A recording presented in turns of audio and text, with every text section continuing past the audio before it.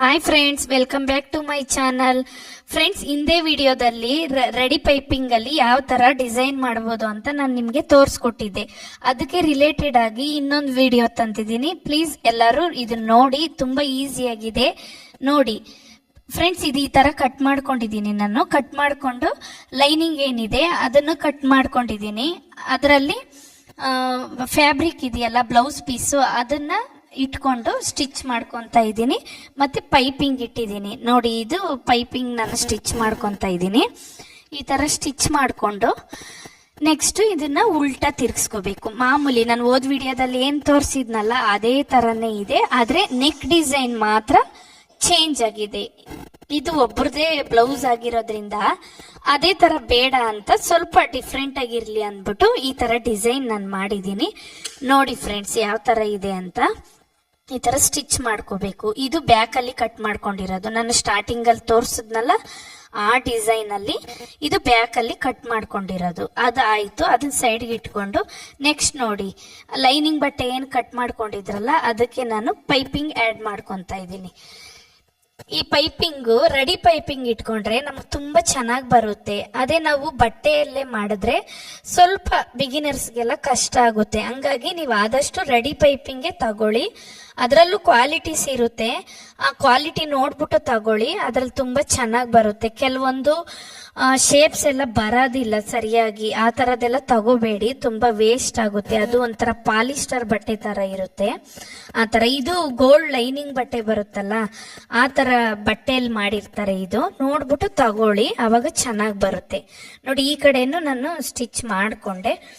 ಈಗ ಲೈನಿಂಗ್ ಬಟ್ಟೆ ಮಾಮೂಲಿ ಬ್ಲೌಸ್ ಪೀಸ್ ಏನಿತ್ತಲ್ಲ ಅದನ್ನ ಅಟ್ಯಾಚ್ ಮಾಡ್ಕೋಬೇಕು. ಮತ್ತೆ ಟೈಯಿಂಗ್ ಫಸ್ಟ್ ಹಾಕೊಂತ ಇದ್ದೀನಿ, ಯಾಕಂದ್ರೆ ಕ್ಲೋಸಿಂಗ್ ಅದು ಫಿನಿಶಿಂಗ್ ಚೆನ್ನಾಗಿ ಬರಲಿ ಅಂತ ಆ ಟೈಯಿಂಗ್ ಏನಿತ್ತು ಅದನ್ನ ನಾನು ಅಟ್ಯಾಚ್ ಮಾಡ್ಕೊತಾ ಇದ್ದೀನಿ.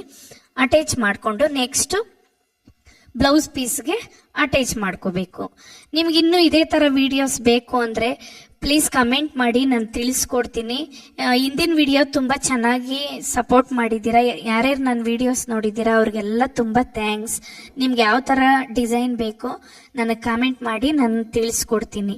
ನೋಡಿ, ಈ ತರ ಬಟ್ಟೆ ನೋಡ್ಕೋಬೇಕು. ಆ ಕಡೆ ಈ ಕಡೆ ನಮ್ದು ಲೈನಿಂಗ್ ಏನು ಹೊಲ್ಕೊಂಡಿದ್ವಲ್ಲ ಕರೆಕ್ಟ್ ಡೈರೆಕ್ಷನ್ ಬರುತ್ತಾ ಅಂತ ನೋಡ್ಕೊಂಡು ಆಮೇಲೆ ಹೊಲ್ಕೋಬೇಕು. ನಿಮ್ಗೆ ಏನಾದ್ರೂ ಈ ತರ ಹೊಲಿಬೇಕಾದ್ರೆ ಕಷ್ಟ ಆದ್ರೆ ಗುಂಡ್ ಪಿನ್ಸ್ ಬರುತ್ತಲ್ಲ, ಗುಂಡ್ ಪಿನ್ಸ್ ನ ಹಾಕೋಬಿಡ್ಬೇಕು. ಅವಾಗ ಬಟ್ಟೆ ಆ ಕಡೆ ಈ ಕಡೆ ಅಳ್ಳಾಡಲ್ಲ, ನೀಟಾಗಿ ಸ್ಟಿಪ್ ಕುತ್ಕೊಳ್ಳುತ್ತೆ. ಈ ತರ ಹೊಲ್ಕೋಬಿಟ್ಟು ನೆಕ್ಸ್ಟ್ ಇದನ್ನು ಸೇಮ್ ಉಲ್ಟಾ ತಿರ್ಗಿಸ್ಕೋಬೇಕು. ಇದ್ರ ಕೆಳಗಡೆ ಬಂದು ನಾವು ಫಸ್ಟ್ ಹೊಲ್ಕೊಂಡ್ವಲ್ಲ ಅದನ್ನ ಫಿನಿಶಿಂಗ್ ಮಾಡಿ ಆಲ್ರೆಡಿ ಇಟ್ಟಿದ್ದೀನಿ ನಾನು, ಅದನ್ನ ಆಡ್ ಮಾಡ್ಕೋಬೇಕಾಗುತ್ತೆ. ಇದನ್ನ ಕಟ್ ಮಾಡ್ಕೊಂಡು ಮತ್ತೆ ಕಟ್ ಮಾಡ್ಕೊಬೇಕು. ಇಲ್ಲಿ ಮಧ್ಯ ಒಂದು ಕಟ್ ಮಾಡ್ಕೊಂಡು ಉಲ್ಟಾ ತಿರ್ಗಿಸ್ಕೊಂಡು ನೋಡಿ, ಈ ತರ ಪೈಪಿಂಗ್ ನ ಮೇಲೆ ಪಕ್ಕದಲ್ಲೇ ಹಾಕೋಬೇಕು. ಅದ್ರ ಪಕ್ಕದಲ್ಲೇ ಹಾಕೊಂಡ್ರೆ ಫಿನಿಶಿಂಗ್ ಅನ್ನೋದು ತುಂಬಾ ಚೆನ್ನಾಗಿ ಬರುತ್ತೆ. ಈಗ ಸುತ್ತ ಎಲ್ಲ ಒಂದು ಸ್ಟಿಚ್ ಮಾಡ್ಕೋಬೇಕು. ಸುತ್ತ ಎಲ್ಲ ಸ್ಟಿಚ್ ಮಾಡ್ಕೊಂಡು ಇಲ್ಲಿ ಮೇನ್ ಫ್ಯಾಬ್ರಿಕ್ ಬಂದು ನಮಗೆ ಲೈನಿಂಗ್ ಅಲ್ಲಿ ಯಾವುದೇ ರೀತಿ ಕಟಿಂಗ್ ಮಾಡ್ಕೋಬಾರ್ದು ನಾವು. ಈ ಬ್ಲೌಸ್ ಪೀಸ್ ಎಕ್ಸ್ಟ್ರಾ ಕಟ್ ಮಾಡ್ಕೊಂಡಿರ್ತೀವಲ್ಲ ಅದನ್ನ ಕಚ್ಚಾಗಿ ವೇಸ್ಟ್ ಏನಿದೆಯೋ ಅದನ್ನ ಮಾತ್ರ ಕಟ್ ಮಾಡ್ಕೋಬೇಕು. ಲೈನಿಂಗ್ ಬಟ್ಟೆ ನಾವು ಮೆಜರ್ಮೆಂಟ್ ಏನಿದೆಯೋ ಅದ್ರ ಪ್ರಕಾರ ಲೈನಿಂಗ್ ಬಟ್ಟೆ ಕಟ್ ಮಾಡ್ಕೊಂಡಿರ್ತೀವಿ.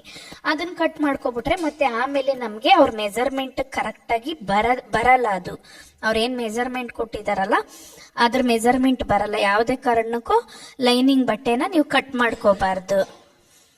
ಈಗ ನೆಕ್ಸ್ಟ್ ನೋಡಿ, ಈ ತರ ನಾವು ಹೊಲ್ಕೊಂಡಿದ್ನಲ್ಲ, ನಾನು ಸ್ಟಾರ್ಟಿಂಗ್ ಏನು ಹೊಲ್ಕೊಂಡಿದ್ದೆ ಆ ಬಟ್ಟೆನ ಇಟ್ಕೊಂಡು ಇಷ್ಟೇ ಫ್ರೆಂಡ್ಸ್, ತುಂಬಾ ಈಸಿಯಾಗಿ ಮಾಡ್ಬೋದು. ನೋಡಿ ಲಾಸ್ಟ್ ಫಿನಿಶಿಂಗ್ ಯಾವ ತರ ಬಂದಿದೆ ಅಂತ ನೋಡಿ, ತುಂಬಾ ಚೆನ್ನಾಗಿ ಬಂದಿದೆ.